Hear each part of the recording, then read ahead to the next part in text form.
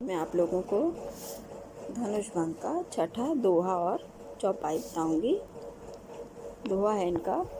लखन लख्यउ रघुबंश मणि, ताक्यउ हर को दंड, पुलक गात बोले बचन, चरण चापी ब्रह्मांड। इसमें तुलसीदास जी ने उस समय का वर्णन किया है जब श्री राम जो है वो धनुष को तोड़ने का निश्चय कर लेते हैं। उस समय लक्ष्मण की क्या प्रतिक्रिया होती है उसका वर्णन किया गया है। तो लखन लख्यउ, लक्ष्मण देखते हैं रघुवंश मणि, रघुवंश के शिरोमणि श्री राम की ओर। ताक्यउ हर कोदंड, ताक्यउ देखते हैं हर शिव जी के कोदंड धनुष की ओर। तो जब श्री राम जो है धनुष को तोड़ने का निश्चय करते हैं तो लक्ष्मण एक बार श्री राम की ओर देखते हैं और फिर शिव जी के धनुष की ओर देखते हैं। पुलक की गात बोले वचन, और श्री लक्ष्मण जी का जो है शरीर जो है वो प्रसन्नता से रोमांचित हो उठता है और वो चरण चापी ब्रह्मांड, ब्रह्मांड के चरणों को दबाते हुए उन्होंने ये वचन कहा। अर्थात धनुष के टूटने की जो भयंकर ध्वनि है उससे ये इस धरती में, इस ब्रह्मांड में उथल पुथल ना हो जाए, इसलिए उन्होंने ब्रह्मांड के चरणों को दबाते हुए ये वचन कहे। अब उन्होंने क्या कहा लक्ष्मण ने, इसका वर्णन यहाँ पर चौपाई के माध्यम से, चौपाइयों के माध्यम से तुलसीदास जी ने किया है। दिसि कुंजरऊ कमठ अहि कोला, धरऊ धरनि धरि धीर न डोला। दिसि कुंजर मतलब दिशा रूपी हाथी, कमठ कहते हैं कच्छप या कछुए को, अहि शेषनाग और कोल कहते हैं वाराह को। तो कुछ लोगों का मानना है कि दिशा रूपी हाथियों ने इस धरती को संभाल रखा है, कुछ कहते हैं कि कछुए की पीठ पर ये धरती टिकी हुई है, और कुछ का मानना है कि शेषनाग के फन पर ये धरती टिकी है, और कुछ कहते हैं कि वाराह ने इस धरती को संभाल रखा है। तो सभी को संबोधित करते हुए लक्ष्मण कहते हैं कि धरऊ धरनी, धरऊ माने धारण करो, धरनी माने धरती को, धरि धीर मतलब धैर्य पूर्वक, ना डोला जिससे ये डोलने ना पाए। तो हे दिशा रूपी हाथियों, हे कच्छप, हे शेषनाग और हे वाराह, इस धरती को धैर्य पूर्वक धारण करो जिससे ये धनुष के टूटने से डोलने या हिलने ना पाए। राम चाहें शंकर धनु तोड़ा, श्री राम जो है वो शिव जी के उस धनुष को तोड़ना चाहते हैं। हो सजग सुनी आया सुमोरा, और तुम सभी जो है वो मेरी आज्ञा मान करके, मेरी बात मान करके तुम सब सजग हो जाओ, सचेत हो जाओ और कस कर इस धरती को संभाल लो, पकड़ लो, जिससे ये हिलने या डोलने ना पाए। चाप समीप राम जब आए, नर नारिन सुर सुकृत मनाए। चाप मन धनुष, शिव जी के उस धनुष के समीप जो है जब श्री राम आए तो जनकपुर के जो पुरुष और स्त्रियां हैं वहाँ पर उपस्थित, वो सभी अपने देवताओं और अपने पुण्य कर्मों को याद करने लगे। अर्थात सभी ये उनसे प्रार्थना करने लगे कि शिव जी के उस धनुष को श्री राम तोड़ लें, क्योंकि वो धनुष अत्यंत कठोर था और राम अत्यंत सुकुमार थे, कोमल शरीर वाले थे, तो कहीं ऐसा ना हो कि वो उस धनुष को ना तोड़ पाएँ। तो इस कारण से वो सभी देवताओं से प्रार्थना करने लगे और अपने पुण्य कर्मों को याद करने लगे कि हमारे पुण्य कर्मों के फलस्वरूप ही ये राम जो है इस धनुष को तोड़ दें। सब कर संसव अरु अज्ञानु, मंद महीपन कर अभिमानु।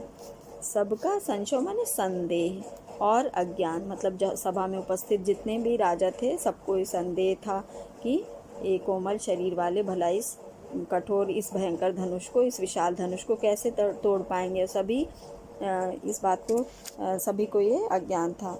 और जो वहाँ पर उपस्थित नीच राजा थे उनको घमंड था। उनको घमंड किस बात का था कि जब हम इतने मान बलशाली होते हुए भी हम इस धनुष को नहीं तोड़ पाए तो भला ये इस कोमल शरीर वाले श्री राम जो है इस धनुष को कैसे तोड़ पाएंगे। भृगुपति केरी गर्भ गरुआई, सुर मुनि मरन केरी कदराई। भृगुपति कहते हैं परशुराम को। तो परशुराम के गर्भ माने घमंड की, गरुता माने भार। तो परशुराम को इस बात का घमंड था कि वो धनुष जो है उसको केवल उसको कोई भी स्पर्श नहीं कर सकता, उसको कोई उठा नहीं सकता है। तो परशुराम का घमंड और सुर मुनिवरन मतलब सुर माने देवता और मुनियों की कदराई माने कातरता या भय। तो मुनियों का भय था। किस बात का भय था कि ये कोमल शरीर वाले बालक, ये सुकुमार श्री राम जो है वो उस धनुष को नहीं तोड़ पाएंगे। तो इस कारण से देवता और मुनि जो है भयभीत थे, कातर थे। ठीक है। तो सिय कर सोचु जनक पछितावा, रानिन कर दारुण दुख दावा।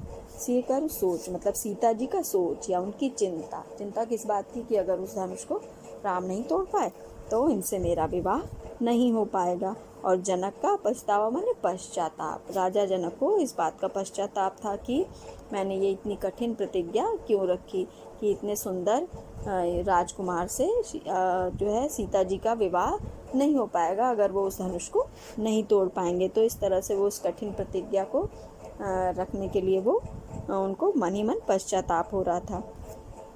रानिन कर दारुण दुख दावा, और रानियों की भयंकर दुख की अग्नि।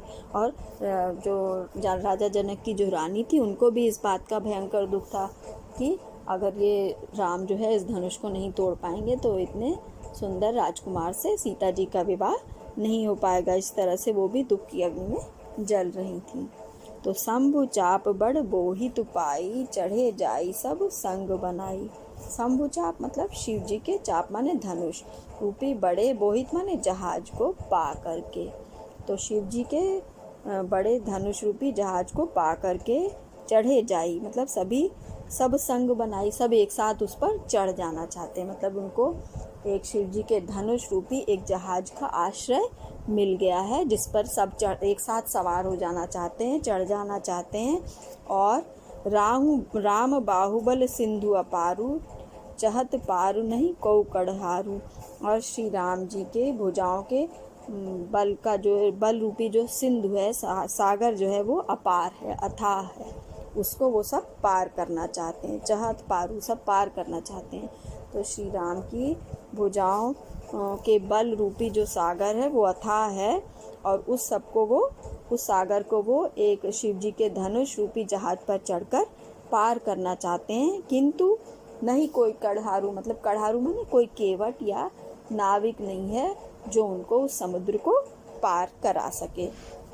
अर्थात सब ये चाहते हैं कि श्री राम जो है उस धनुष को तोड़ लें, किंतु उनके जो श्री राम के जो बल है, उनकी जो शक्ति है, उसके बारे में बताने वाला कोई भी नहीं है। अर्थात यहाँ पर कहना चाहते हैं तुलसीदास जी की परशुराम का ये सभी जो है श्री राम के बाहुबल रूपी अपार समुद्र को पार करना चाहते हैं, परंतु उनके पास कोई नाविक नहीं। अर्थात परशुराम का घमंड, श्रेष्ठ मुनियों और देवताओं का भय, सीता जी की चिंता, राजा जनक का पश्चाताप और उन रानियों का दुख व चिंता का कारण ये शिव जी का धनुष है।